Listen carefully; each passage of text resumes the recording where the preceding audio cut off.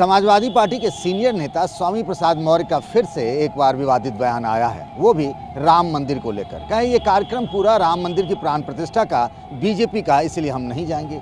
और दिलचस्प बात यही है कि समाजवादी पार्टी के विधायक राकेश प्रताप सिंह ने विधानसभा अध्यक्ष को चिट्ठी लिखकर कहा कि सभी विधायकों को 22 जनवरी को अयोध्या लेकर चलना चाहिए।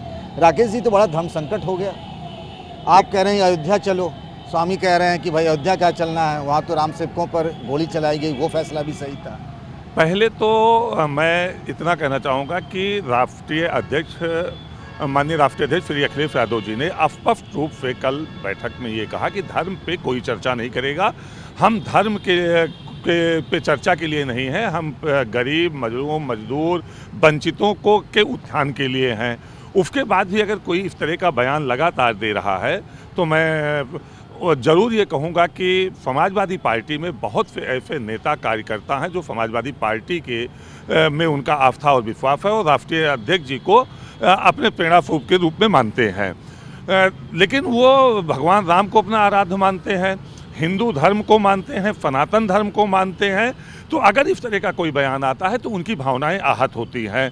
और मैं निश्चित तौर पर राष्ट्रीय अध्यक्ष जी से मांग करता हूं कि अगर लगातार कोई व्यक्ति मना करने पर भी लगातार धर्म पे चर्चा कर रहा है और जो ना तो सनातन को मानता है ना अपने को हिंदू मानता है, तो उस पर कड़ी से कड़ी कार्रवाई करने की जरूरत है। ये बीजेपी का ये कहना है, एक थ्योरी है ना, गुड कॉप बैड कॉप। उनको बीजेपी का ये आरोप है कि खुद अखिलेश यादव ही उनसे बुलवा रहे हैं।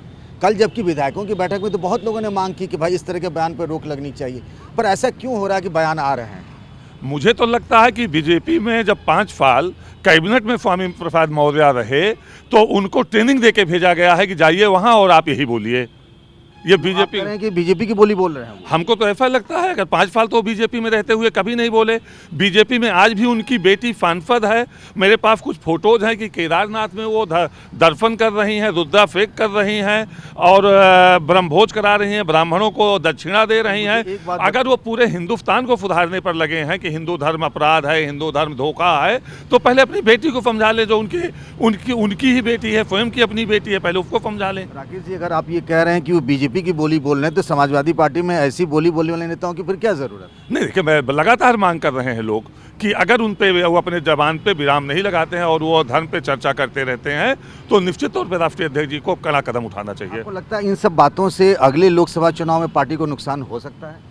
देखिए, ये बात मैंने कहा कि अगर कोई अपने दायित्वों का निर्वहन छोड़कर दूसरे काम में लग जाएगा तो उसकी जो जिम्मेदारी है, उसकी जिम्मेदारी को पूरा करने में वो विफल हो जाएगा। तो निश्चित तौर से अगर हमको सेवा करनी है जनता की, हमको सेवा करनी है गरीब की, मजदूर की, हमको बात करनी है बेरोजगार की, महंगाई की, और हम बात करेंगे रामायण की, रामचरितमानस की और राम की, तो निश्चित अपने दायित्वों से हम भटक रहे हैं और हम अपने कार्यों को पूरा करने में विफल हो जाएंगे। बहुत बहुत शुक्रिया। तो राकेश प्रताप सिंह साफ साफ कह रहे हैं और उनकी तरह ही पार्टी के कई और विधायकों ने भी यही कहा है कि स्वामी प्रसाद मौर्य का मुंह बंद होना चाहिए या फिर उनके खिलाफ पार्टी कड़ी कार्रवाई करे। पंकज झा, TV9।